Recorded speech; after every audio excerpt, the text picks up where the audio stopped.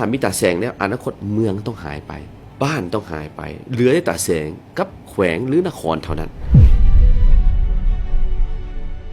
ต่อไปจะต้องมีการเพิ่มความรับผิดชอบให้แก่ท้องถิ่นหลายขึ้นเสริมขยายสิทธิ์เป็นเจ้าของท้องถิ่นเฮ็ดให้องค์การปกครองท้องถิ่นมีความเป็นเจ้าสูงขึ้นก็เว้าคือการกระจายอำนาจหลายขึ้นให้ท้องถิ่นกล้าเฮ็ดกล้าคิดแนวใหม่ๆและก็ต้องกล้ารับผิดชอบในสิ่งที่จะเกิดขึ้นถ้าพวกเขาบ่เฮ็ดสิ่งใหม่ๆผลลัพธ์ก็สิออกมาแบบเก่าตลอดฉะนั้นจะเคยเกิดว่ามีตาแสงเกิดขึ้นท้ายปี2025พวกเขาได้จะตั้งให้มีตาแสงเกิดขึ้นซึ่งเริ่มต้นที่นครหลวงเวียงจันทร์ก่อนตาแสงครับที่เกิดขึ้นในร้านมันตาแสงสร้างมีไซอยู่เมืองไซหานีเป็นตัวทดลองเบิกทางเนาะข้าพเจ้าเชื่อมั่นว่าการที่มีตาแสง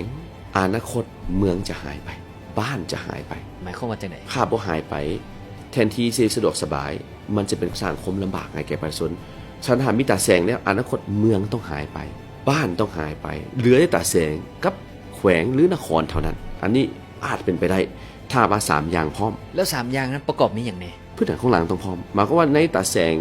หาบรรดาบ้านต่างๆต้องขี่หากันไปกลับได้จากตาแสงนึงหาตาแสงเหมือนมัดแขวงกันต้องภายในมือไปกลับได้แล้วอันที่2นี่ระบบดิจิตอลไปวันที่สิไปเซ็นไปอนุญาตแต่งงานอยู่บ้านเรียนไปหาในบ้านเซ็นไปหาตาแสงไทยไปเซ็นไปหาเจ้าเมืองเซ็นไปหาแผนกภายในอยู่นครหลวงเวียงจันทร์อีกเซ็นลำบากเหลือเกินกดบาทเดียวลิงก์กันมัด10 วินาทีจบอันที่3ดิเจ้าคนบุคลากร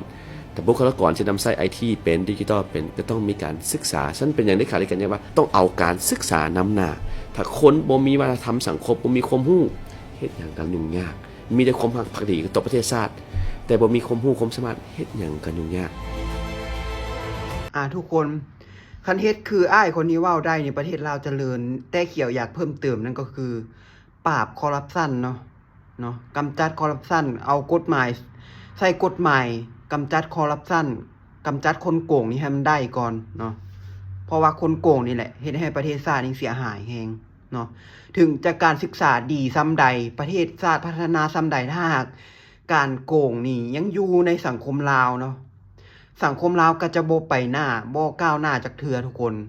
ก็หาก็ฮู้นะว่าตาแสงนี่แม่นหยังเนาะจากคลิปนี่แหละทุกคนค่อยก็หาก็ฮู้ว่าตาแสงแม่นหยังมันก็คล้ายๆแบบหน่วยงานรัฐหน่วยงานหนึ่งเนาะเกี่ยวคิดว่ามันอาจสิมาแทนที่บ้านแล้วก็เมืองเนาะมันคล้ายๆกับว่าตำบลหรือว่าจังอำเภอนั่นแหละทุกคนมันควบคุมทุกอย่างถ้าเฮ็ดได้คือ3ข้อที่เราเว้ามานี่นะประเทศลาวไปทางหน้าเนาะการศึกษาต้องมาสำคัญค่อยเว้าการศึกษาต้องมาสำคัญอันดับ1เนาะ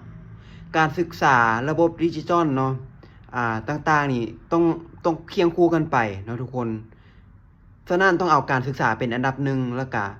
ต้องปราบคนโกงเนาะกำจัดคนโกงให้ออกจากสังคมลาวไปเนาะเพราะว่าประเทศพัฒนาประเทศที่เขาเจริญนะเขาเอาการปราบการโกงนี่เป็นอันดับ1เลยไผโกงนี่เขาฆ่าเลยทุกคนเนาะยกตัวอย่างสิงคโปร์ประเทศสิงคโปร์นี่มันบ่แม่นประเทศใหญ่เลยทุกคน